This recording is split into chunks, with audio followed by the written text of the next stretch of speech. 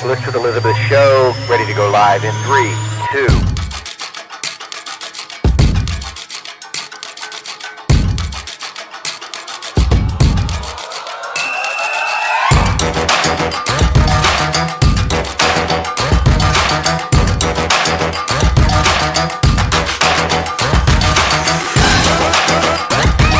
When you think selling and buying a home, when I think real estate, I think list with Elizabeth. Elizabeth Kline. Elizabeth Ann Kline. And here is the host of the List with Elizabeth show, Elizabeth Kline.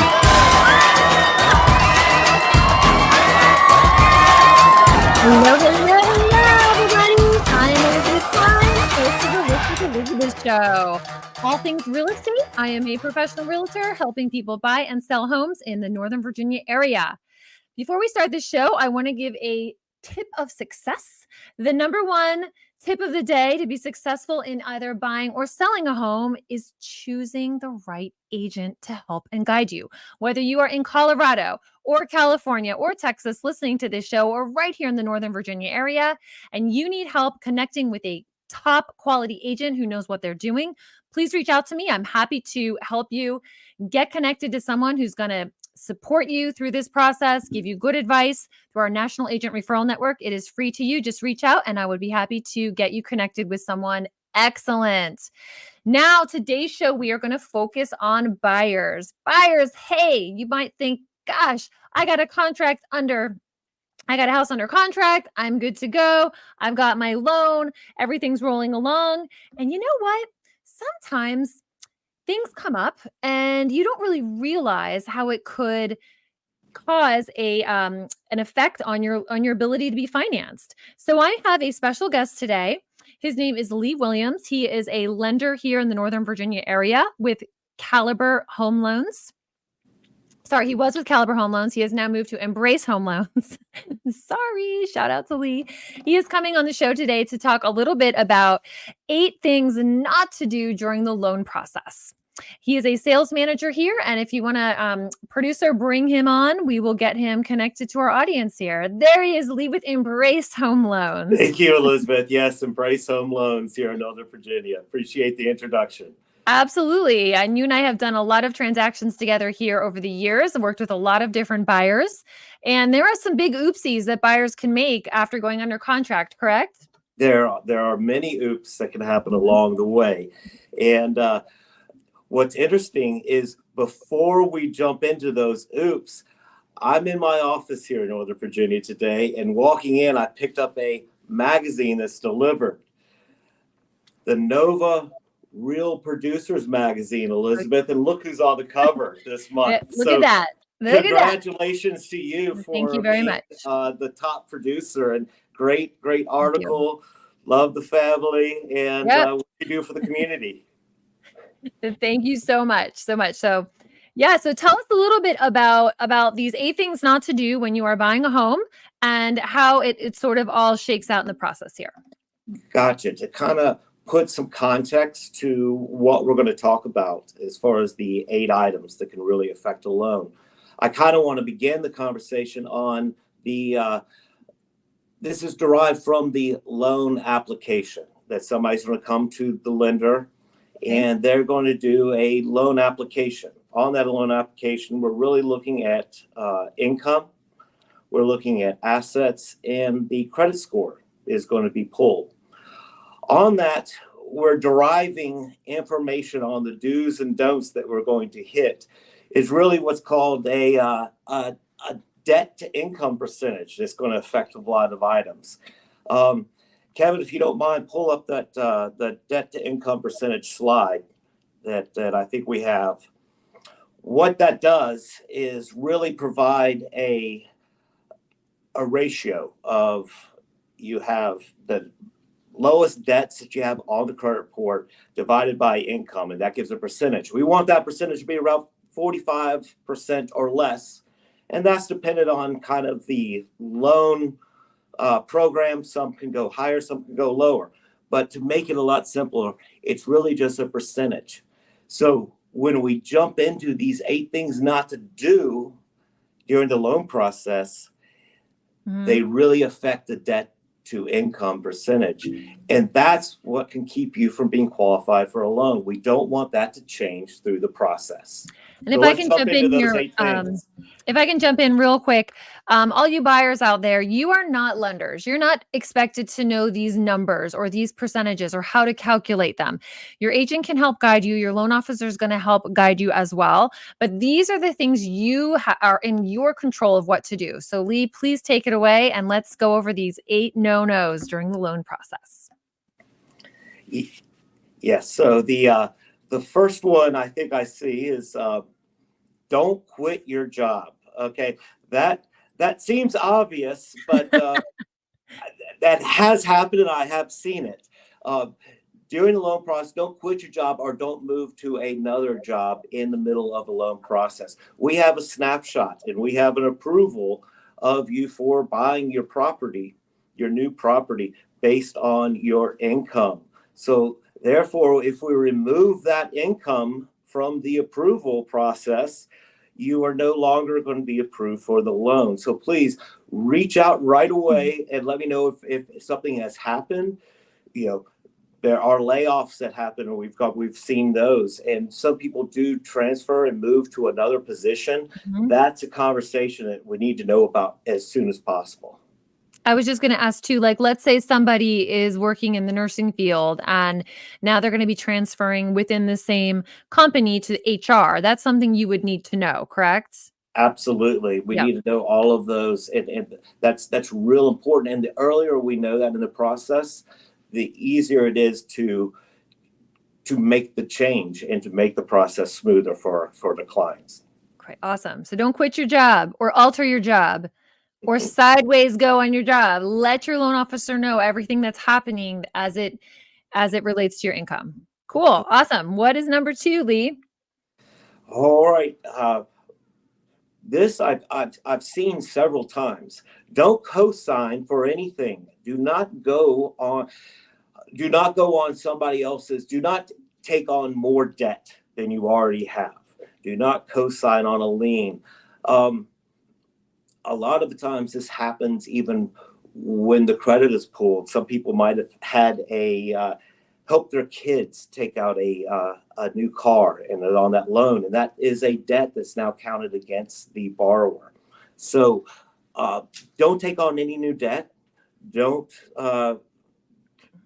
sign anything that's going to obligate you to an additional payment from what you're already approved for. Now, what if someone wants to co-sign for a car and they're not going to take delivery for the car or have their first payment until after they close on their house? My suggestion is wait to the day after closing to do anything like that. That the new debt could be used against you in your debt to income percentage. Okay. Good to know. Good to know. Leads us right into number 3, doesn't it? Hey, yeah, don't go out and buy that new Mercedes-Benz. I know it's tempting, but we're all, hey, especially in our time, we all know what car payments are. I'm seeing car payments now at $1,000 a month, $1,200 a month. Remember, the application and everything is a snapshot in time of your debts. If in the process you're going out to purchase a new car, you've just added an additional $1,000 debt that's being calculated for your approval. So yes, I would suggest holding off to after the transaction to get that car. Maybe look at public transportation for a little while. And it also is important if you're in a market sort of like we are here in the Northern Virginia area where it's a very competitive, inventory is low, you may have had to waive your financing contingency.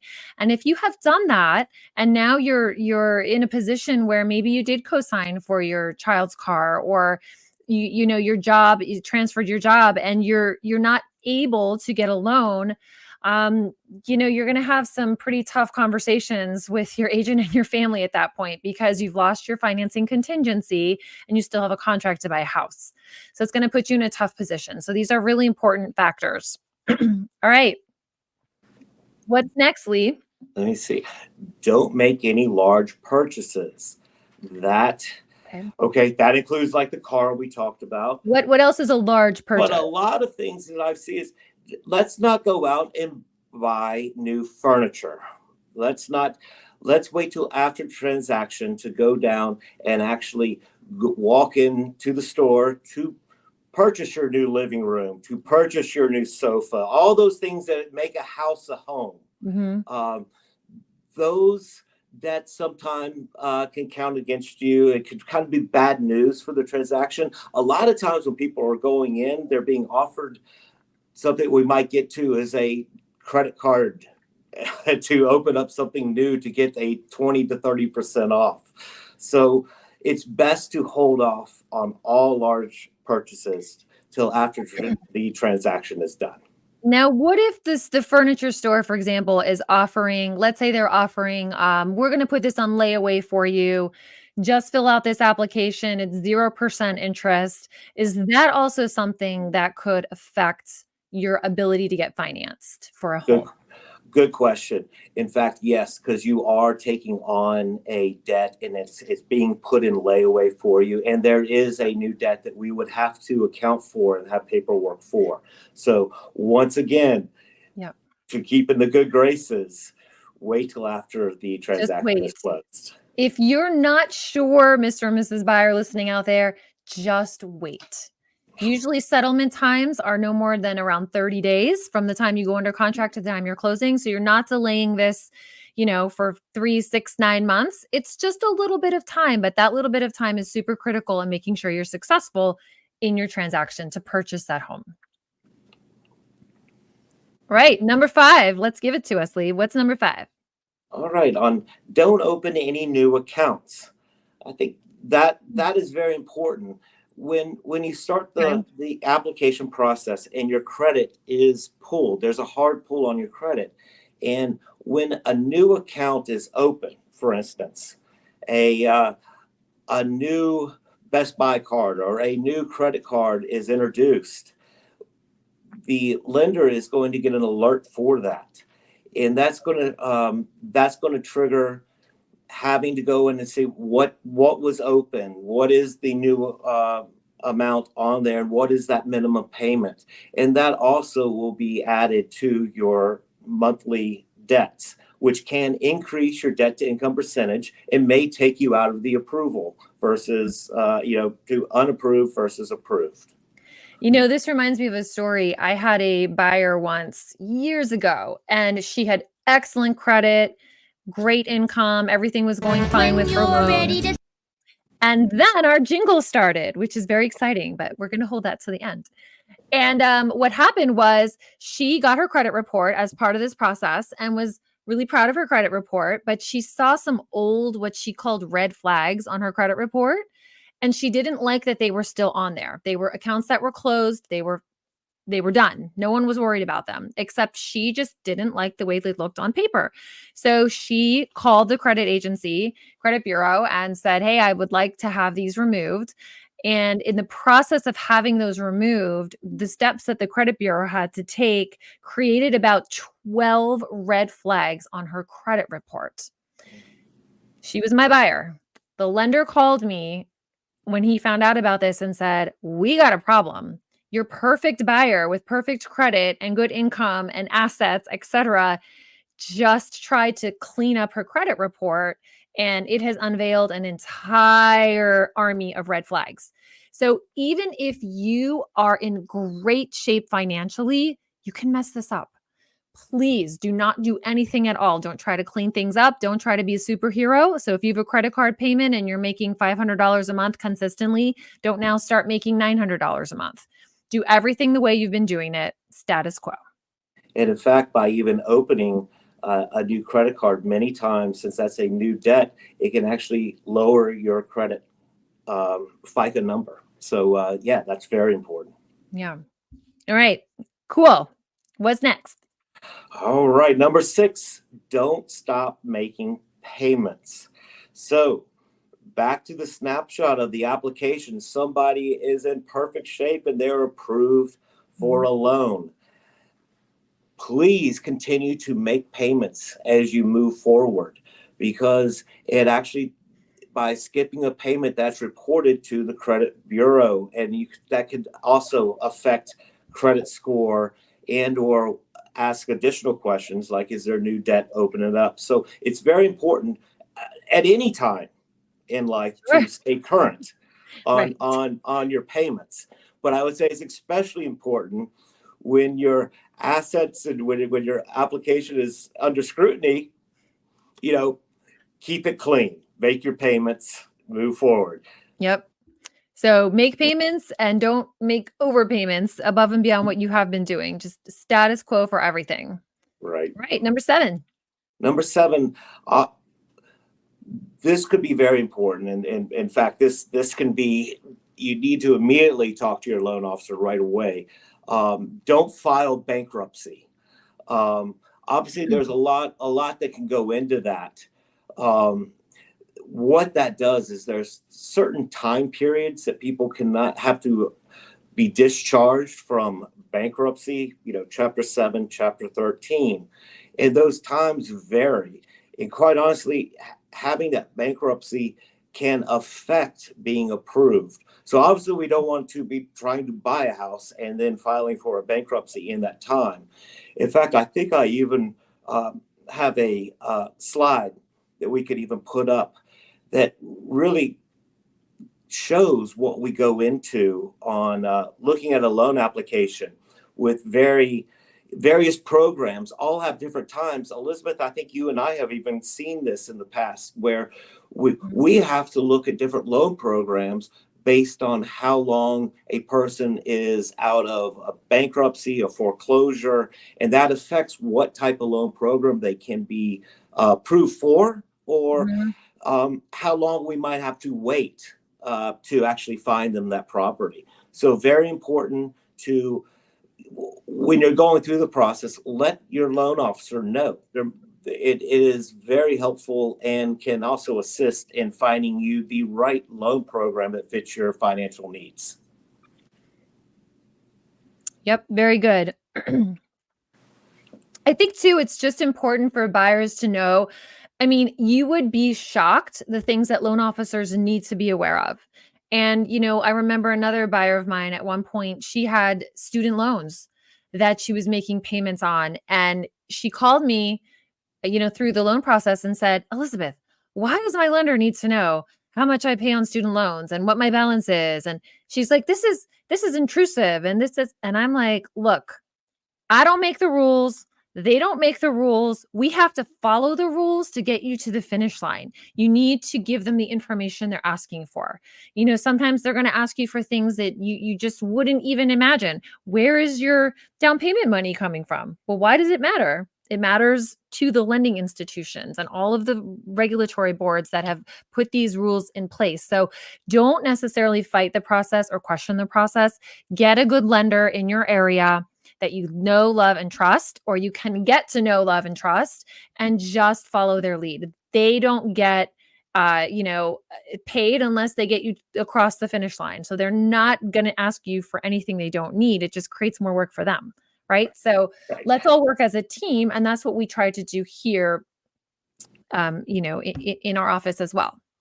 Every day, and believe me, we're not making these up. In fact, most of the loans that we close are conventional and or VA loans or FHA, and they all have guidelines by Fannie Mae and or Freddie Mac that we're simply following to make those conditions met. So it's very vital. It's important. I mean, you're making a very large investment. And it's, you're looking at a short-term, long-term financial goal to achieve. Home buying is essential. And so I think so yes, we do have to dig a little deep in the sofas sometime, but it's all about getting to the finish line. I love it. And what is the last no-no here on your list? Don't take advice from your car mechanic. Well, actually, in my mom's case, that would be the person that does her hair on a weekly basis. So your hairdresser maybe as well. What I love about this is just I get on the phone and everybody's talked to their sister, brother, relative that is the expert.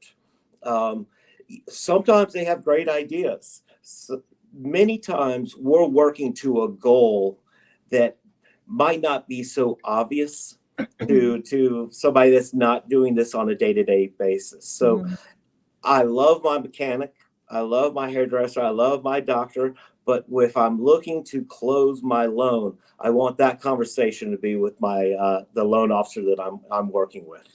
Absolutely.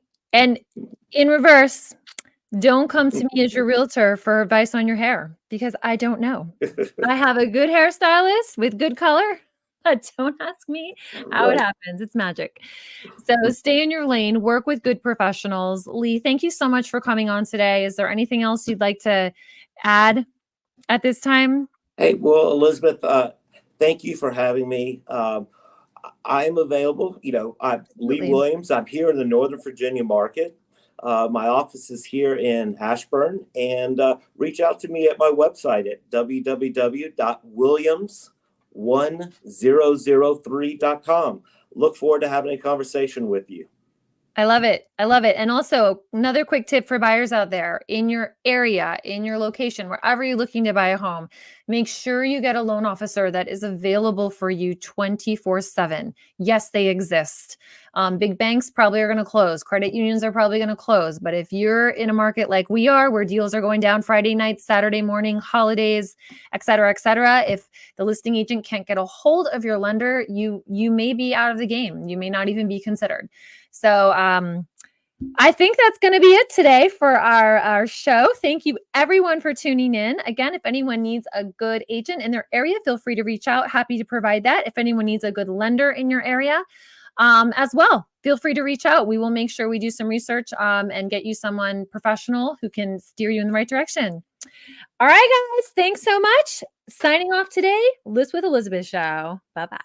When you're ready to sell your home, don't be silly and do it alone. You gotta get Elizabeth on the phone or go to list